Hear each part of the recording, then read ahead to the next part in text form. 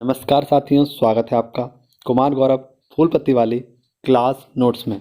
जी हाँ मित्रों, मैं मनमोहन सविता आप सभी के लिए लेकर आता हूँ कुमार गौरव जो फूल पत्ती वाले करंट अफेयर नोट्स हैं उनकी एक स्पेशल छोटी सी वीडियो, जिसमें आपसे बात करता हूँ सभी टॉप मोस्ट इम्पोर्टेंट जो करंट अफेयर रहते हैं के जो टॉपिक रहते हैं उन पर, और इसके साथ साथ जितने भी हमारे ललन टॉप प्रश्न रहते हैं उन सभी प्रश्नों पर भी चर्चा करता हूँ।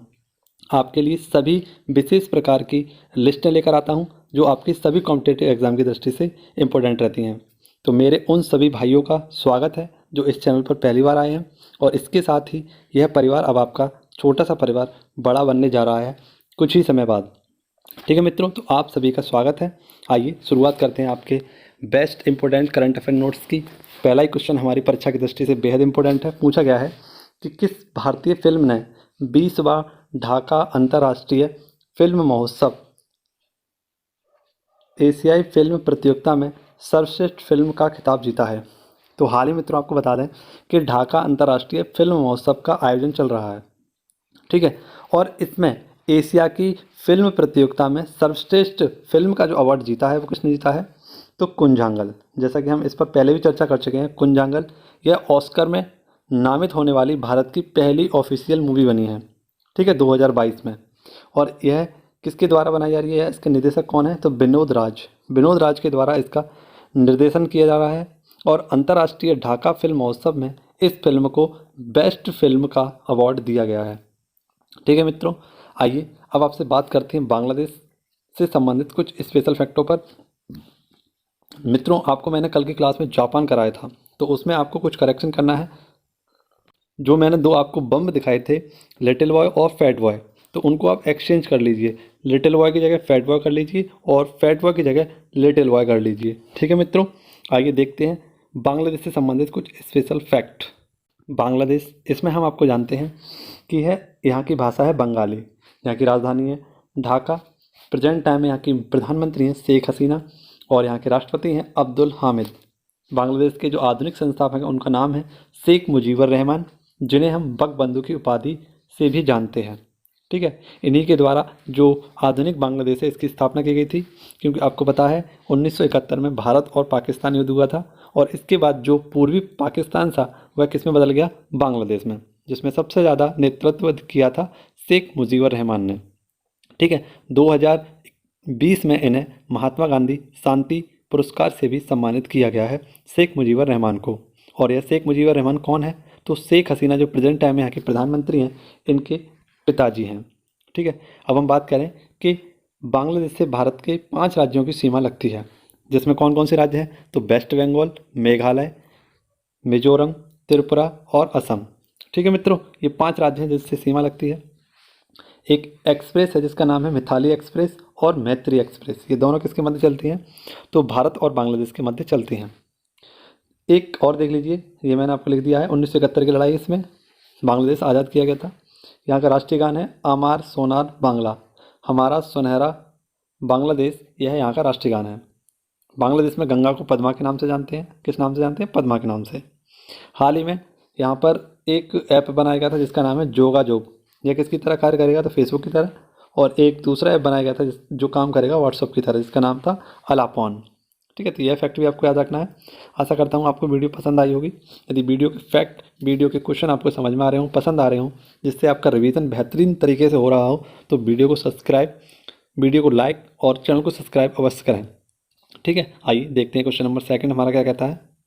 क्वेश्चन नंबर 2 में आपको जनवरी संबंधित जितने भी हमारे लल्लन टॉप दिवस हैं उन सभी पर हम चर्चा करेंगे, और एक बार में आपको सभी रिवाइज भी करा दूंगा। तो आप इस 2 मिनट के इस क्वेश्चन को जरूर देखें, वीडियो को स्किप बिल्कुल ना करें, पूरी 20 मिनट की वीडियो को अंत तक अवश्य देख कर जाएँ, जिससे कि आप अपने नोट्सों को प्रिपेयर कर सकें और इसका रिविजन भी कर सकें। क्वेश्चन पूछा गया है कि प्रतिवर्ष राष्ट्रीय मतदाता दिवस कब मनाते हैं?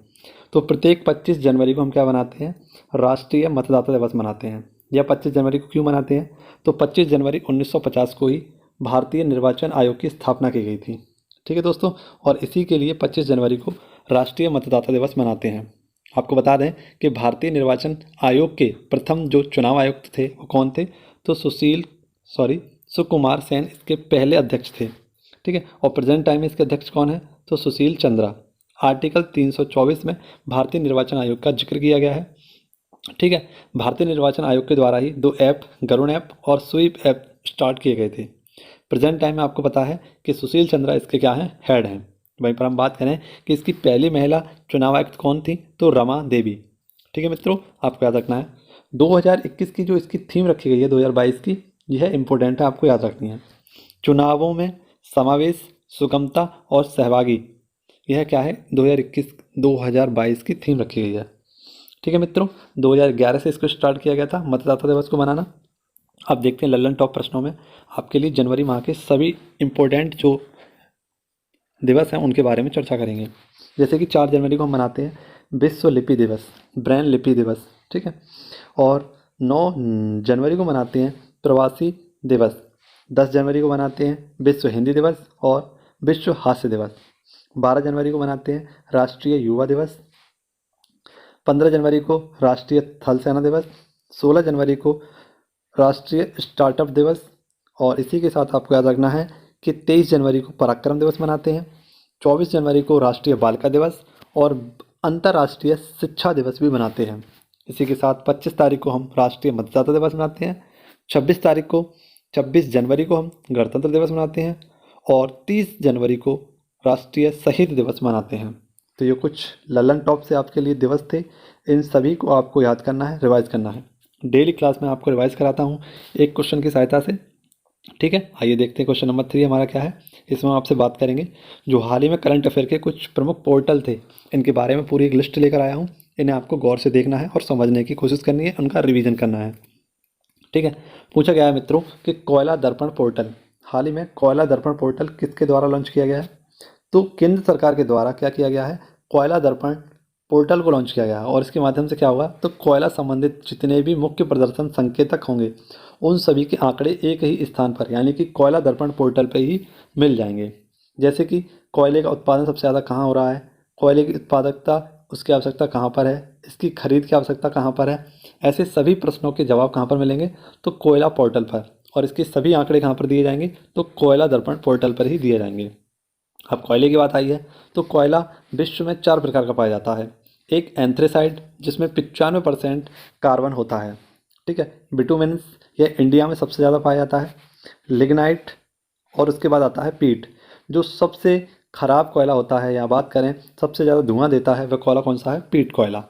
ठीक है, तो ये कुछ इंपॉर्टेंट फैक्ट था आपके लिए, अलग से जानकारी थी ज्योग्राफी से संबंधित। आइए देखते हैं प्रमुख पोर्टल जो करंट अफेयर से संबंधित हैं। देख सकते हैं आपके लिए पूरी लिस्ट बनाकर लेकर आया हूँ।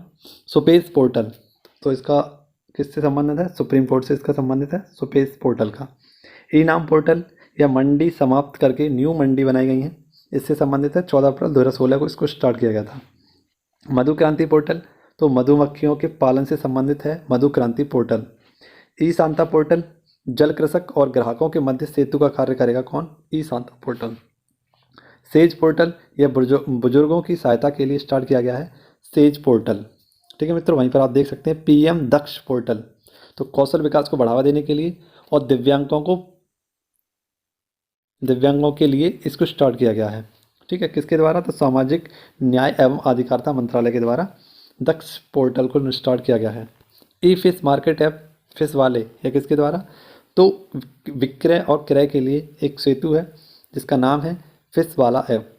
ठीक है, इंजीनियरिंग वर्कर पोर्टल, यह हरियाणा के द्वारा लॉन्च किया गया है और इंजीनियर सेवा को बढ़ावा देने के लिए इंजीनियर वर्क्स पोर्टल स्टार्ट किया गया है। तो इनका आपका बेहतरीन सा रिवीजन हो गया एक।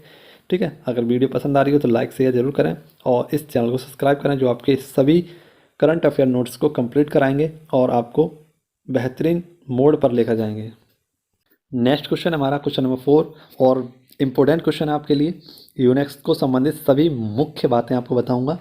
जैसे लिविंग रूट ब्रिज चर्चा में है, कौन सा bridge, living root bridge. Living root bridge क्या है, यह मेघालय में है और रबड़ के पेड़ों से इन्हें बनाया गया है। ठीक है, यानी कि आपको बता दें जो नेचुरल ब्रिज बनते हैं उसको ही कहा जाता है लिविंग रूट ब्रिज, जो कहाँ पर पाए जाते हैं, मेघालय में। और यह इन्हीं को किस में, तो यूनेस्को की विश्व धरोहर की मांग के लिए यह चर्चा का विषय बना हुआ है। ठीक है, अब आपको बताएं कि यूनेस्को इसका हेडक्वार्टर कहाँ पर है, पेरिस में। और इस बात की मांग किसने करी है? तो आपको बता दें, भारतीय प्राणी सर्वेक्षण यानी जूलॉजिकल सर्वे ऑफ इंडिया के द्वारा इसकी मांग की गई है कि लिविंग रूट जो ब्रिज है इसको यूनेस्को की विश्व धरोहर में शामिल किया जाए। ठीक है, किसके द्वारा? तो ZSI यानी कि जूलॉजिकल सर्वे ऑफ इंडिया के द्वारा यह मांग की गई है कि यूनेस्को में इसे शामिल किया जाए। ठीक है, और इसकी हाल ही में पहली महिला जो अध्यक्ष बनी थी कौन है? धृति बनर्जी। इसका हेडक्वार्टर आपको बताया कहाँ पर है? कोलकाता में। कहाँ पर? कोलकाता में। ठीक है, अब यूनेस्को आया है तो यूनेस्को से संबंधित कुछ स्पेशल फैक्ट आपके लिए, जैसे कि यूनेस्को की 39वीं साइट कौन है? तो रामाप्पा मंदिर जो तेलंगाना में है। 40वीं साइट इसकी धौलावीरा है।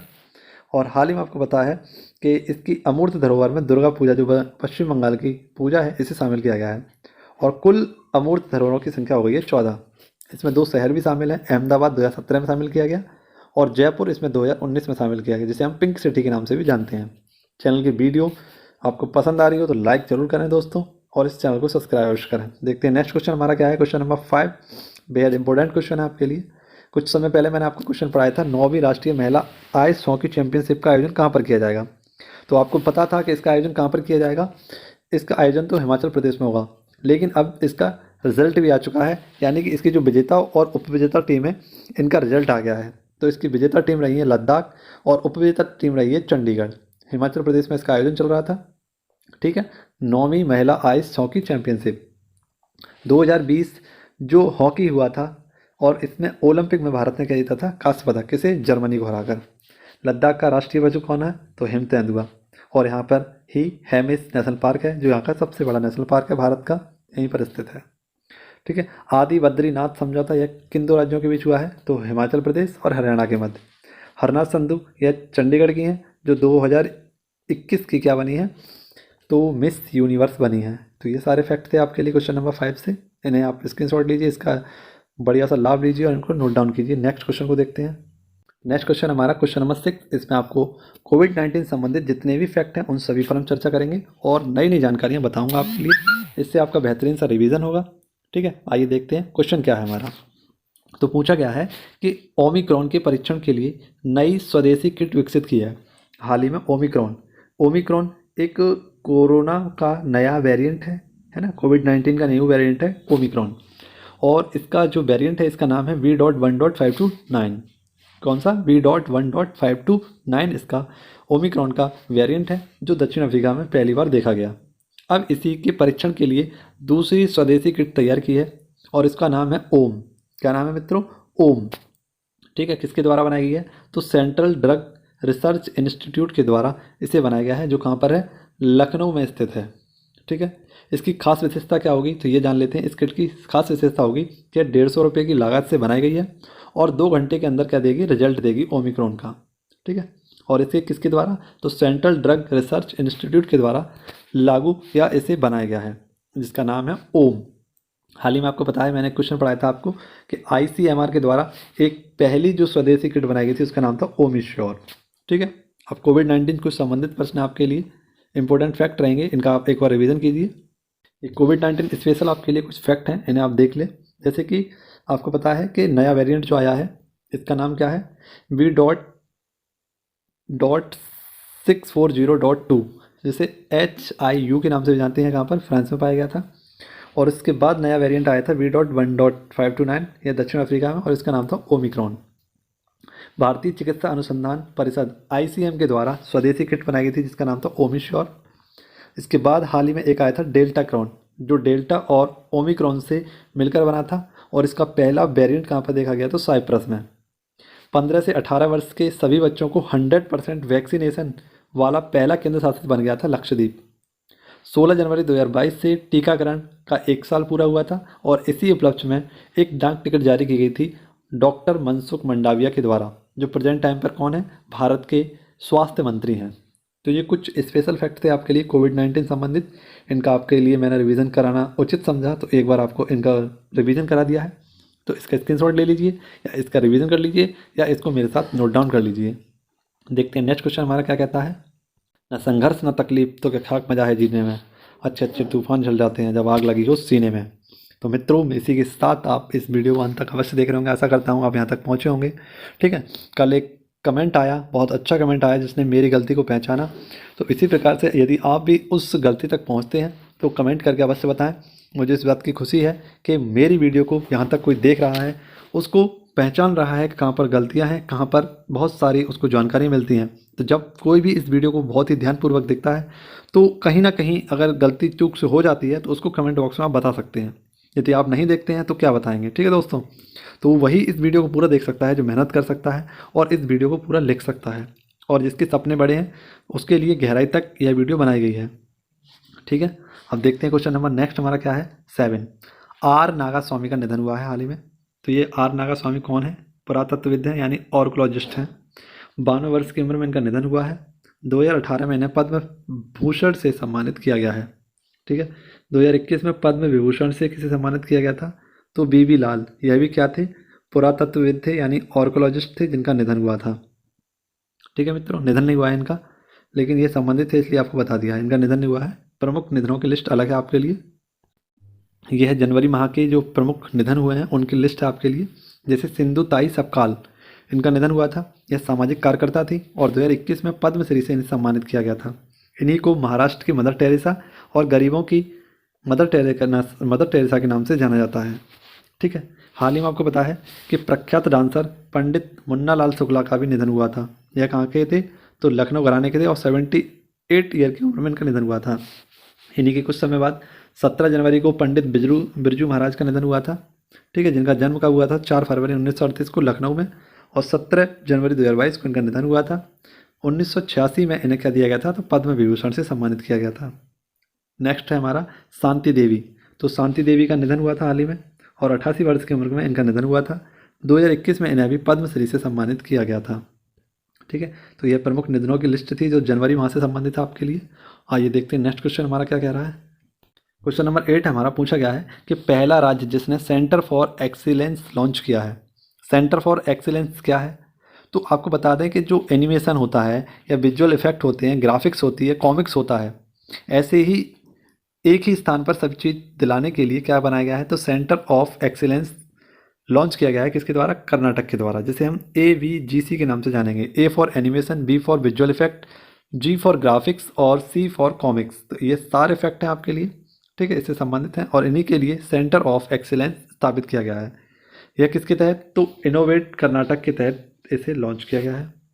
कर्नाटक की बात आई है तो कर्नाटक के हाल ही में आपको पता है नए मुख्यमंत्री बनाए गए हैं हेमंत बिश्वा शर्मा, ठीक है। नहीं, इसके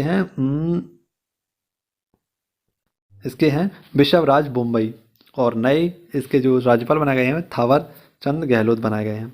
इसका नया जिला बना है हाल ही में विजयनगर, और ये किसके द्वारा बनाया गया था? तो हरिहर बुक्का। इनकी राजधानी क्या थी? हम्पी, ठीक है। जोंग जलप्रपात यह कर्नाटक शरावती नदी पर ही मिलता है, तो ये फैक्ट भी आपको याद रखना है। नेक्स्ट क्वेश्चन देखेंगे, क्वेश्चन नंबर 9। क्वेश्चन नंबर 9 में पूछा गया है कि नेपच्यून स्ट्राइक 2022 समुद्री अभ्यास किस संगठन का है? तो नेपच्यून स्ट्राइक 2022 समुद्र अभ्यास यह किस संगठन का है? तो आपको याद रखना है NATO, North Atlantic Treaty Organization. इसका क्या है? एक युद्धाभ्यास है जिसका नाम है नेपच्यून स्ट्राइक 2022, ठीक है।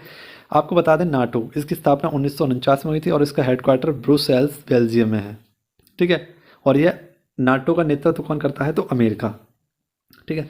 नौसेना के द्वारा यह आयोजित किया जाएगा और भूमध्य सागर में 12 दिन तक चलने वाला है, ठीक है। देखते हैं नेक्स्ट। हाल ही में आपको पता है कि एंटी टेरर एक्सरसाइज की गई थी जिसका नाम था पापबी, और यह किस संगठन का था? तो SCO, और इसके हाल ही में नए हेड बनाए गए हैं झांग मिंग। समुद्री साझेदारी युद्धाभ्यास यह हाल ही में किया गया था भारत और जापान के मध्य। नेक्स्ट क्वेश्चन देखते हैं, क्वेश्चन नंबर 10, इंपॉर्टेंट क्वेश्चन आपके लिए, और इसमें आपको बेहतरीन से फैक्ट बताऊंगा और कल की वीडियो में आपको बताऊंगा पद्म जो पुरस्कार दिए गए हैं उनके बारे में सभी जानकारियाँ दूंगा, सभी फैक्टों के बारे में आपको जानकारी दूंगा। आइए देखते हैं क्वेश्चन में हमसे क्या पूछा गया है और इसका पूरी जानकारी हम समझेंगे। तो गणतंत्र दिवस स्पेशल है यह क्वेश्चन आपके लिए।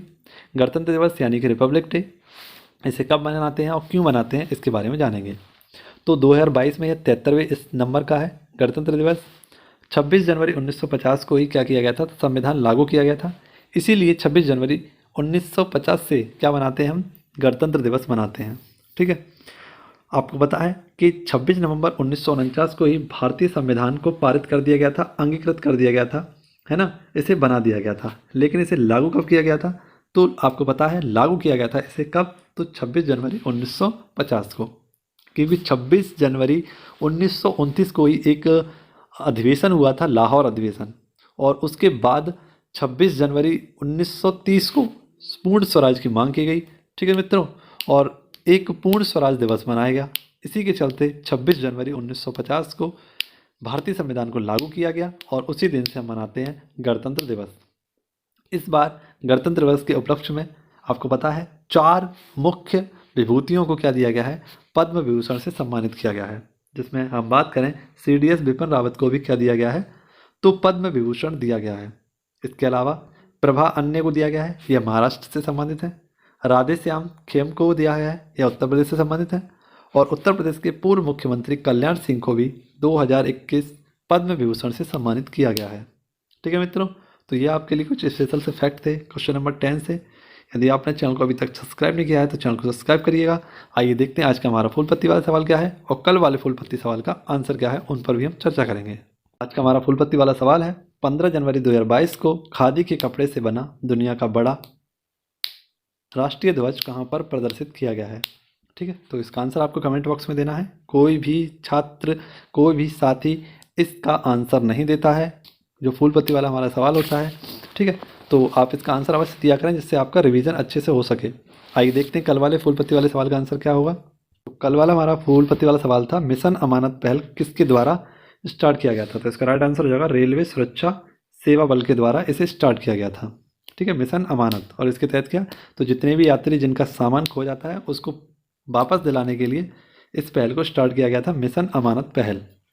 ठीक है, तो इसी के साथ आपसे इजाज़त चाहेंगे। यदि वीडियो पसंद आई हो तो लाइक शेयर अवश्य करें, कमेंट करें, बताएं कि आपको ये वीडियो कैसी लगती है। क्या मैं आपके लिए इसी प्रकार से डेली करंट अफेयर नोट्स की वीडियो बनाऊं या नहीं बनाऊं, तो एक बार अपनी राय मुझे कमेंट बॉक्स में दें, जिससे कि मैं आपको और भी बेहतरीन तरीके से इस करंट अफेयर नोट्स को प्रोवाइड करा सकूँ, आपके लिए सभी इंपॉर्टेंट नोट्स दिला सकूँ। ठीक है मित्रों, तो जल्द से जल्द इस चैनल को सब्सक्राइब कीजिए, अपना सजेशन मुझे दीजिए। मिलेंगे आपसे नेक्स्ट वीडियो में, तब तक के लिए घर पर रहें, सुरक्षित रहें। धन्यवाद।